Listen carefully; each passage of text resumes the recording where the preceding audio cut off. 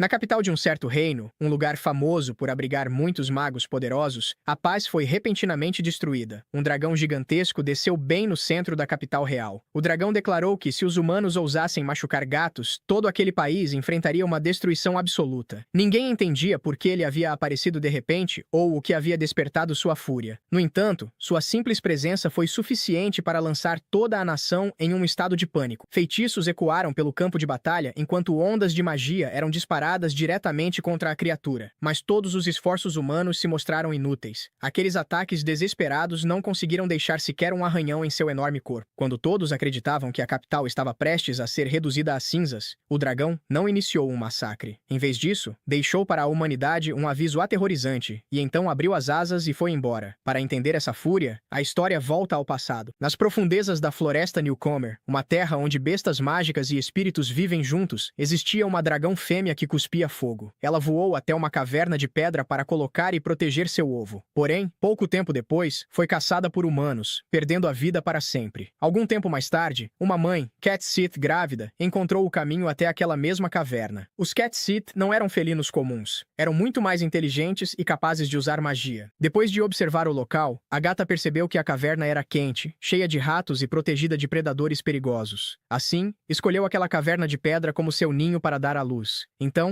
algo milagroso aconteceu. A mãe gata deu à luz uma ninhada saudável de filhotes, mas entre aqueles pequenos recém-nascidos, havia um estranho ovo enorme. Pouco depois, o ovo se rompeu, revelando um pequeno dragão vermelho. Em vez de temer aquela criatura de outra espécie, a mãe gata não sentiu nenhum perigo vindo do recém-nascido. Ela o abraçou com carinho, aceitando-o como um de seus próprios filhos. Para ela, criar uma criança de outra espécie não era nada incomum. Ela já havia cuidado de filhotes órfãos de outras bestas mágicas antes. A partir daquele momento, o pequeno dragão vermelho tornou-se oficialmente parte da família Cat Sith, crescendo sob o calor e o carinho de uma mãe felina. O tempo passou, e as crianças cresceram rapidamente. A mãe lhes ensinou como caçar, como sobreviver na vasta floresta e como se proteger. Os filhotes Cat Sith revelaram gradualmente suas habilidades mágicas naturais, enquanto o pequeno dragão descobriu seu próprio poder, a magia de fogo. Ao ver seu filho adotivo controlar as chamas, a mãe gata não ficou preocupada. Pelo contrário, sentiu um enorme orgulho. Porém, a floresta nem sempre era um lugar seguro. Durante uma caçada, a mãe gata sentiu o cheiro de humanos. Sua expressão ficou séria, enquanto ensinava aos filhos uma lição extremamente importante. Os humanos eram criaturas de natureza imprevisível. Alguns eram bondosos, mas outros eram cruéis, muito mais perigosos do que ursos selvagens. Para os Cat Sith, os humanos eram especialmente assustadores. Aos olhos de caçadores gananciosos, eles não passavam de presas valiosas, cobiçadas por causa de sua rara pelagem. A mãe fez seus filhos memorizarem cuidadosamente o cheiro dos humanos, garantindo que fugiriam imediatamente ao senti-lo. Parecia que a vida pacífica daquela pequena família duraria para sempre. Mas então, a tragédia aconteceu. Certo dia, um círculo mágico brilhante surgiu de repente sob as patas da mãe gata. Seu corpo começou a desaparecer, envolvido pela luz. Naquele instante, ela compreendeu que estava sendo invocada à força por uma magia humana. Mesmo sem poder resistir ao feitiço, ela não entrou em pânico. Calmamente, olhou para seus filhos, que já não eram bebês indefesos, mas verdadeiros caçadores. Ela lhes disse para confiarem uns nos outros, sobreviverem juntos e protegerem uns aos outros na floresta. Antes de desaparecer, lembrou que caso algum dia enfrentassem problemas, deveriam procurar seus parentes felinos. Enquanto reconhecessem seu cheiro, eles os tratariam com bondade. Suas últimas palavras foram uma confissão do enorme orgulho que sentia por cada um de seus filhos. Logo em seguida, a luz a envolveu completamente. Ela desapareceu da caverna, deixando o pequeno dragão chorar inutilmente por sua mãe. Os anos continuaram passando. Os irmãos gatos cresceram e deixaram a caverna um por um para estabelecer seus próprios territórios. Apenas o dragão permaneceu. Ele continuou vivendo na velha caverna de pedra, caçando sozinho e guardando silenciosamente as lembranças da mãe gata que o havia amado incondicionalmente. Com o passar do tempo, o pequeno dragão vermelho cresceu cada vez mais, mas jamais abandonou o lar de sua infância. Um dia, sua segunda irmã mais velha retornou. Ao seu lado estavam seu companheiro e uma ninhada de pequenos filhotes. Ela apresentou gentilmente o dragão às crianças, dizendo que aquela enorme criatura era seu tio caçula. A partir daquele dia, o dragão tornou-se um querido tio alado para os filhotes. Com carinho, transmitiu a eles as lições de sobrevivência que sua mãe havia lhe ensinado, desde usar os bigodes para medir passagens estreitas, até esconder a cauda enquanto perseguiam uma presa. Acima de tudo, reforçou o aviso de nunca se aproximarem dos humanos. Pouco tempo depois, uma gata branca grávida também chegou à caverna. Ela explicou que seu pai havia lhe dito que, caso algum dia precisasse de um lugar seguro para dar à luz, deveria procurar o gato de grandes asas. Ao ouvir aquilo, o dragão dragão não conseguiu conter suas emoções. Mesmo que seus irmãos tivessem seguido caminhos diferentes há muito tempo, eles nunca o haviam esquecido. Ainda o consideravam parte da família. Estação após estação se passou, e o pequeno dragão finalmente amadureceu, tornando-se uma gigantesca besta lendária. Seu poder mágico cresceu tanto que ele passou a conseguir se comunicar com os espíritos da natureza. Graças a essa habilidade, finalmente descobriu uma verdade que jamais havia considerado. Ele não era um gato, mas um dragão. No entanto, quando confessou isso aos filhotes, nervoso, eles simplesmente não se importaram. Apenas se esfregaram em seu tio alado, pedindo que continuasse lhes ensinando magia. Para eles, sua espécie não fazia diferença. Ele era, e sempre seria, parte da família. Mas essa paz foi destruída. Durante um voo de patrulha, o dragão encontrou caçadores humanos massacrando brutalmente um clã de Cat Sith. No início, pensou que aquilo fosse apenas a lei da natureza, mas, ao ouvir os sussurros dos espíritos da floresta, descobriu a terrível verdade. Os humanos não estavam caçando para sobreviver. Estavam matando os gatos apenas por causa de sua pele. A fúria do dragão explodiu. Incapaz de perdoar tamanha crueldade, ele voou diretamente para a capital do reino. Esse momento nos leva de volta à cena inicial da história. O gigantesco dragão desceu sobre a cidade, lançando chamas de advertência diante dos soldados e magos, declarando-se o dragão guardião dos gatos. Diante de seu poder esmagador, a humanidade só pôde tremer. Observando a população apavorada lá de cima, ele quis reduzir tudo a cinzas. Porém, naquele instante, lembrou-se do ensinamento de sua mãe. Também existiam humanos bondosos. Essa lembrança o impediu de ser consumido pela fúria. Em vez de punir todo o reino, deixou um último ultimato. Os humanos estavam terminantemente proibidos de machucar gatos. Qualquer massacre que não fosse por sobrevivência atrairia a ira dos céus, e todo o reino seria queimado até virar cinzas. Depois disso, o dragão retornou à floresta, mas o terror que deixou para trás transformou-se em uma lenda transmitida por gerações. O nome do dragão dourado tornou-se um aviso que ninguém ousava ignorar. Muitos anos após aquele acontecimento, a história muda para o castelo real em uma noite tranquila. O primeiro príncipe, ainda um garoto, saiu escondido até o pátio para praticar magia de fogo. Ele recitou o encantamento, tentando criar uma chama, mas falhou repetidas vezes. De repente, das sombras surgiu um gato selvagem com uma folha apoiada sobre a cabeça. O gato observou o príncipe e, usando a própria cauda como demonstração, acendeu facilmente a folha em sua cabeça. O príncipe ficou ao mesmo tempo chocado e encantado. Jamais imaginou que um gato pudesse usar magia com tanta habilidade. Após aquele encontro inesperado, ele acabou desabafando com seu novo amigo. Confessou que havia nascido com muito pouca mana, o que o obrigava a se esforçar o dobro de qualquer outra pessoa para provar que era digno do trono. Então ele se lembrou do rígido aviso dado por seus tutores. Se algum gato selvagem aparecesse no castelo, eles deveriam guiá-lo em segurança de volta à floresta. Caso fosse ferido ou morto, o dragão dourado retornaria, e o reino seria destruído pelas chamas. Preocupado com essas consequências, o príncipe pediu ao gato que voltasse são e salvo para a floresta. Foi assim que nasceu o vínculo entre um príncipe com pouca mana e um misterioso gato espiritual. O jovem príncipe continuou saindo escondido durante a noite, mas agora já não estava sozinho. Ao seu lado estava o Cat Sith, guiando-o e incentivando-o silenciosamente. Sob o céu estrelado, o príncipe ergueu seu cajado e entoou Vals Ignite. Desta vez, uma chama brilhante surgiu perfeitamente. A partir daquele momento, aquelas noites de treinamento tornaram-se as lembranças mais felizes de sua infância. Eles dividiam frutas silvestres colhidas na floresta e doces trazidos da cozinha do castelo, abrindo seus corações um para o outro como melhores amigos compartilhando um segredo. O príncipe prometeu sinceramente que treinaria ainda mais para se tornar tão habilidoso quanto seu pequeno mentor felino. Porém, os rumores daquela amizade acabaram chegando aos ouvidos do rei, mergulhando-o em profunda preocupação. Assombrado pela antiga lenda do dragão dourado, o rei temia que manter um gato selvagem dentro do castelo atraísse uma grande calamidade. Justo quando a tensão atingiu seu auge, o gigantesco dragão surgiu repentinamente acima do castelo. Os soldados sacaram suas armas em pânico, sabendo que um único erro poderia lhes custar a vida. Mas enquanto todos tremiam de medo, o pequeno gato com a folha na cabeça deu um passo à frente corajosamente. O gato e o dragão conversaram na antiga língua dos Cat Sith. Com a ajuda de um estudioso que compreendia um pouco daquele idioma, o gato explicou que não estava sendo mantido em cativeiro. Havia escolhido, por vontade própria, ensinar o príncipe. Também explicou que, embora o príncipe não possuísse talento natural, seu esforço incansável e seu coração bondoso o tornavam digno. Seu desejo era diminuir a distância entre as duas espécies. A princípio, o dragão rejeitou a ideia, lembrando-se da crueldade causada pela ganância humana. Mas o pequeno gato usou contra ele os próprios ensinamentos que havia recebido, falando sobre valorizar os amigos e construir um futuro onde humanos e gatos pudessem coexistir em harmonia. Ao ouvir aquelas palavras, o coração do dragão amoleceu. Para conduzir as negociações adequadamente, o dragão recitou um encantamento encantamento espiritual. Seu enorme corpo começou a encolher até se transformar em um pequeno gato vermelho com asas. Em seguida, passou a falar fluentemente a língua dos humanos, deixando toda a corte completamente atônita. Dentro da sala do trono, o dragão transmitiu o desejo do pequeno gato. O rei demonstrou preocupação, pois sabia que a magia espiritual dos gatos poderia alterar o equilíbrio do poder militar entre os reinos. Porém, o dragão o tranquilizou calmamente. Em seguida, comentou sobre o grande título que os humanos lhe haviam dado, dizendo que Dragão Dourado parecia distante demais. Confessou que não havia sido criado como um imperador dos céus. Foi criado por uma mãe gata, amado por irmãos felinos e, no fundo do coração, se sentia um gato. Por isso, pediu ao rei que o chamasse pelo título que realmente o definia, o Dragão Gato. Depois daquele encontro histórico, o reino mudou para sempre. O príncipe dominou a magia espiritual. Mais tarde, ascendeu ao trono e transmitiu seu amor pelos gatos a todo o povo. O medo da antiga lenda transformou-se em profundo respeito pelo dragão gato e por todos os felinos. Uma nova bandeira foi erguida no reino, trazendo o brasão de um dragão e um gato entrelaçados, símbolo de proteção, gratidão e respeito mútuo. Sempre que um novo bebê da família real nascia, gatos da floresta visitavam o castelo para se tornarem seus primeiros amigos e mentores. E, nas profundezas da densa floresta, o brilhante dragão gato vermelho continua fazendo aquilo que mais ama: ensinar habilidades de caça e magia espiritual a uma nova geração de travessos filhotes, mantendo vivo para sempre o eterno amor de sua mãe gata. Então vamos ver o que aconteceu com a mãe dos gatos. Ela acaba sendo invocada por uma estudante de uma academia de magia. O professor parabeniza a garota por ter conseguido invocar um familiar e pede que ela explique a situação para a gata. No entanto, a menina é extremamente tímida e insegura, o que faz a mãe dos gatos se lembrar imediatamente do filhote alado. A aluna explica que a academia está realizando a cerimônia de invocação de familiares e que o círculo mágico traz uma criatura compatível com seu invocador. Ela comenta que sempre ouviu dizer que invocar um familiar